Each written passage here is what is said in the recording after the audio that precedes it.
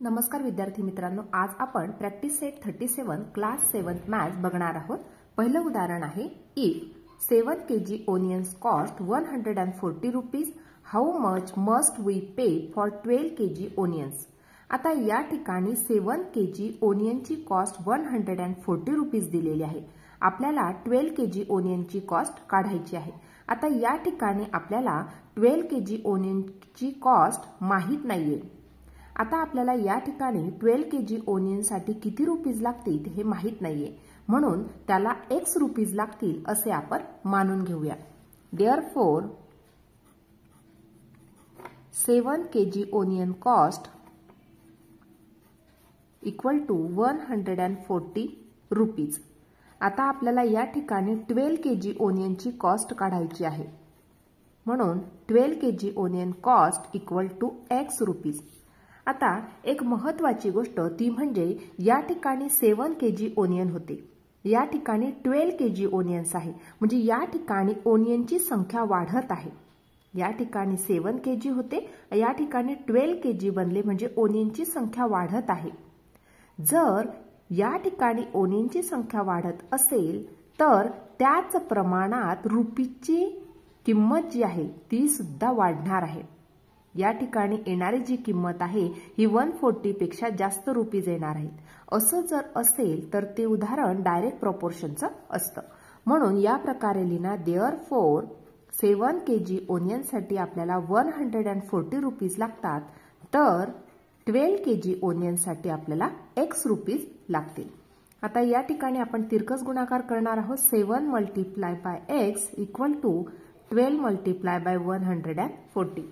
बघा या प्रकारे 7 ला x ने मल्टिप्लाय केलं, 12 ला 140 ने मल्टिप्लाय केलं।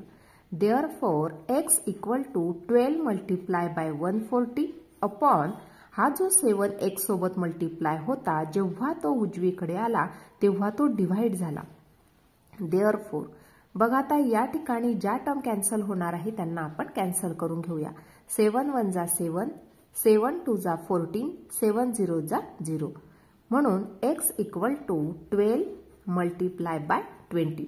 दोन्ही नंबरचं आपण मल्टिप्लिकेशन करूया। देअरफॉर x इक्वल टू या ठिकाणी 0 होता म्हणून 0 लिहून घेतला, 12 2 जा 24, म्हणजे या ठिकाणी x ची किंमत मिळाली ती म्हणजे 240। Therefore 12 kg onion cost equal to 240 rupees. अशा प्रकारे या ठिकाणी हे पहिलं उदाहरण आपण सोडवून घेतलेलं आहे। दुसरं उदाहरण बघणार आहोत if 600 rupees buy 15 bunches of feed, how many will 1280 rupees buy. बघा आता या ठिकाणी या उदाहरणामध्ये 600 रुपीज मध्ये आपण 15 बंचेस फीड घेतो आहोत, तर आता या ठिकाणी 1280 रुपीज मध्ये किती बंचेस ऑफ फीड आपण विकत घेऊ शकतो हे आपल्याला शोधून काढायचं आहे। म्हणून सुरुवातीला जी माहिती दिलेली आहे ती या प्रकारे लिहून घेणार, 600 rupees buy 15 bunches of feed. Therefore 1280 rupees buy x bunches of feed.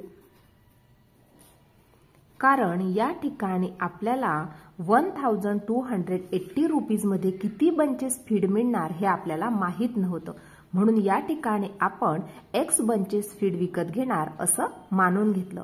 बघा आता या ठिकाणी 600 रुपीज होते, या ठिकाणी रुपीज वाढलेले आहेत, या ठिकाणी 600 होते, आता या ठिकाणी रुपीज वाढलेले आहेत। जर रुपीज वाढत आहे तर बंचेस ऑफ फीड सुद्धा वाढणार आहे। असं जर कंडिशन आली तर हे सुद्धा डायरेक्ट प्रोपोर्शनचं एक्झाम्पल आहे। Therefore 600 upon 15 equal to 1280 upon x। या प्रकारे हा रेशो आपण मांडून घेतला। देअरफॉर तिरकस गुणाकार करणार आहोत, 600 multiply by x equal to 1280 multiply by 15। बघा या प्रकारे हा तिरकस गुणाकार आपण केलेला आहे। Therefore x equal to 1280 upon 15।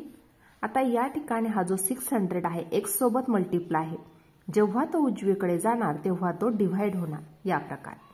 Therefore x equal to या ठिकाणी 0 0 कॅन्सल झाले. आता 15 ने या 60 ला आपण या प्रकारे डिवाइड करणार आहोत. 15 1 जा 15, 15 4 जा 60. आता या ठिकाणी शिल्लक राहिलं 128/4. 128 नंबरला आपण 4 ने डिवाइड करून घेणार. 4 3 जा 12, 0 0, 8 ला खाली उतरवलं, 4 2 जा 8. या ठिकाणी आन्सर मिळालं 32. म्हणजे 4 1 जा 4, 432 मल्टिप्लाय केलं तर 128. म्हणजे या ठिकाणी आपल्याला x ची किंमत मिळाली ती म्हणजे 32. For 1280 rupees buy 32 bunches of feed. म्हणजे 1280 रुपीज मध्ये 32 बंचेस एवढं फीड आपण विकत घेऊ शकतो. तिसरं उदाहरण बघणार आहोत. For 9 cows 13 kg 500 gram of food supplement are required every day. In the same proportion how much will be needed for 12 cows. आता या ठिकाणी 9 काउज साठी 13 kg 500 ग्रॅम एवढं फूड रिक्वायर्ड आहे. तर त्याच प्रपोर्शन मध्ये 12 काउज साठी किती फूड लागणार आहे ते आपल्याला शोधून काढायचं आहे. आता या ठिकाणी बघा जे दिलेली इन्फॉर्मेशन आहे ती या प्रकारे लिहिणार आपण. 9 काउज साठी लागणारं food supplement required 13 kg 500 gram इतकं फूड लागतं आहे. बघा 9 cows required 13 kg 500 gram food. आता ही जी किंमत दिलेली आहे ही किलोग्रॅम आणि ग्रॅम मध्ये दिलेली आहे. म्हणून त्याला आपण पूर्णपणे ग्रॅम मध्ये रूपांतर करून घेणार. Therefore 13 kg 500 gram equal to बघा 1 kilogram equal to 1000 gram. Therefore 13 kg equal to 13,000 gram. आता या ठिकाणी 1 किलोग्रॅमचं रूपांतर 1000 ग्रॅम होतं. तर 13 kg म्हणजेच काय तर 13,000 ग्रॅम.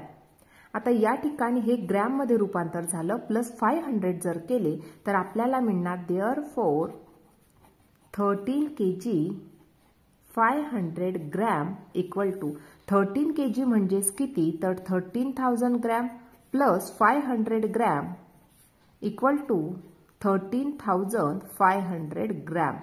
म्हणजे पूर्ण 13 kg 500 ग्रॅमचं रूपांतर ग्रॅम मध्ये झालेलं आहे. म्हणून या ठिकाणी लिहिणार therefore 9 cows required 13,500 gram food. Therefore 12 cows required x gram food. आता या ठिकाणी 9 काउजचं फूड सप्लिमेंट किती लागतं ते दिलेलं आहे. 9 काउजला 13,500 ग्रॅम फूड लागतं. तर आपल्याला 12 काउजला किती फूड लागेल ते शोधून काढायचं आहे. ते माहीत नव्हतं म्हणून या ठिकाणी आपण x ग्रॅम लिहिलेलं आहे. आता या ठिकाणी काउजची संख्या वाढत आहे म्हणजे फूड सप्लिमेंट सुद्धा वाढणार आहे. असं जर कंडिशन असेल तर ते डायरेक्ट प्रपोर्शनचं एक्झाम्पल असतं. देअरफॉर या प्रकारे रेशो राईट डाऊन करणार 9/13,500 equal to 12/x.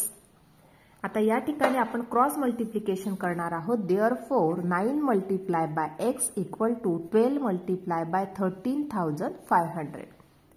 Therefore, x equal to 12 multiply by 13,500 upon 9. आता या ठिकाणी 9 आणि 12 दोन्ही नंबर 3 च्या टेबलमध्ये येत आहे.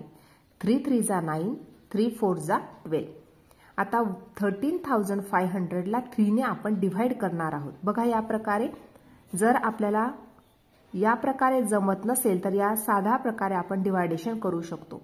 बघा 3 4 जा 12, 1 राहिला, 5 घेतला, 3 5 जा 15, 0 0. पुढचे दोन्ही 0 जर आपण खाली उतरवले तर या ठिकाणी 2 0. म्हणजे या ठिकाणी आपल्याला 3 ने डिव्हाइड केल्यानंतर 4,500 मिळाले. Therefore 4 multiply by 4,500 equal to दोन्ही नंबरचं मल्टिप्लिकेशन करून घेणार आहोत. 4 5 जा 20 कॅरी 2, 4 2 जा 4 4 जा 16, 16 + 2 18. म्हणजे या ठिकाणी आपल्याला एक्सची व्हॅल्यू मिळाली ती म्हणजे 18,000. Therefore 12 cows required 18,000 ग्राम फूड. आता या ठिकाणी 18,000 ग्राम दिलेले आहे. 18,000 ग्राम म्हणजेच काय तर 18 किलोग्रॅम फूड. 18,000 ग्रॅम म्हणजेच काय तर 18 kilogram food. Therefore 12 cows required 18 kilogram food. अशा प्रकारे या ठिकाणी हे तिसरं उदाहरण आपण सोडवून घेतलं आहे. चौथं उदाहरण बघणार आहोत. The cost of 12 quintals of soybean is 36,000 rupees. How much will 8 quintals cost. आता या ठिकाणी 12 क्विंटल सोयाबीनची कॉस्ट दिलेली आहे 36,000 रुपीज. या ठिकाणी आपल्याला 8 क्विंटल सोयाबीनची कॉस्ट फाइंड आउट करायची आहे. जे दिलेलं आहे ते लिहिणार 12 quintal soybean cost equal to 36,000 rupees. आता या ठिकाणी आपल्याला 8 quintal soybean cost find out करायची आहे. ती आपल्याला माहित नाही म्हणून या ठिकाणी लिहिणार x रुपीज. बघा 12 क्विंटल सोयाबीनची कॉस्ट दिलेली होती 36,000 रुपीज. आपल्याला 8 क्विंटल सोयाबीनची कॉस्ट फाइंड आउट करायची आहे. ती माहित नाही म्हणून x रुपीज आहे असं आपण गृहीत पकडलं. आता या ठिकाणी 12 क्विंटल सोयाबीन होतं, या ठिकाणी 8 क्विंटल आहे. म्हणजे या ठिकाणी ती जी संख्या आहे ती कमी झालेली आहे. 8 कमी आहे, 12 जास्त आहे. म्हणजे या ठिकाणी ही संख्या कमी झालेली आहे. ही जर संख्या कमी आहे तर ही संख्या सुद्धा काय होणार आहे, ही कमी होणार आहे. ही वाढलेली संख्या आहे 36,000. या ठिकाणी लागलेली किंमत सुद्धा आपल्याला कमीच लागणार आहे. Therefore आता हे जे एक्झाम्पल आहे हे सुद्धा डायरेक्ट प्रपोर्शनचं आहे.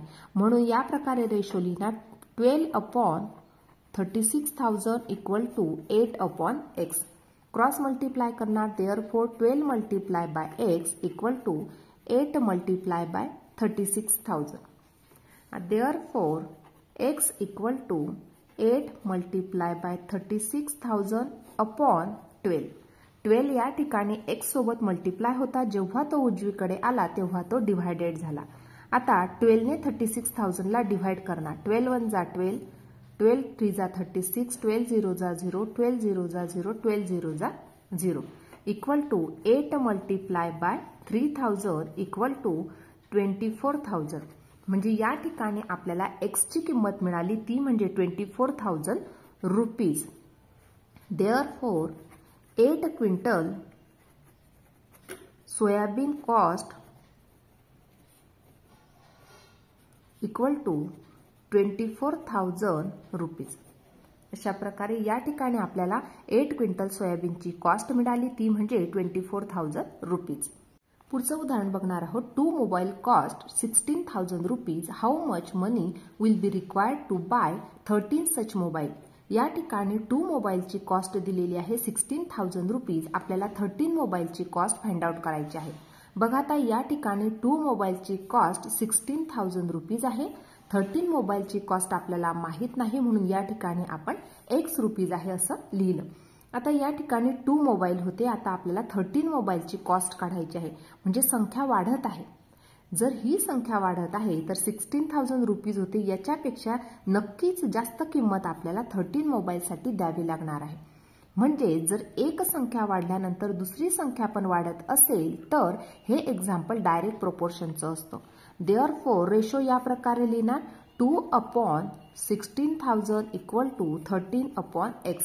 क्रॉस मल्टिप्लाय करणार. 2 multiply by x equal to 13 multiply by 16,000. Therefore x equal to 13 multiply by 16,000 upon 2. 2 या ठिकाणी मल्टिप्लाय होता. जेव्हा तो उजवीकडे गेला तेव्हा तो डिव्हायडेड झाला.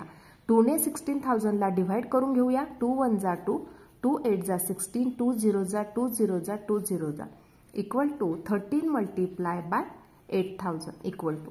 दोन्ही नंबरचं मल्टिप्लिकेशन करून घेऊया. 0 0 0. 13 मल्टिप्लाय बाय 8 केले. 8 3 जा 24 कॅरी 2, 8 1 जा 8, 8 + 2 10. म्हणजे या ठिकाणी आपल्याला 1,04,000 ही आपल्याला 13 मोबाईलची कॉस्ट मिळाली.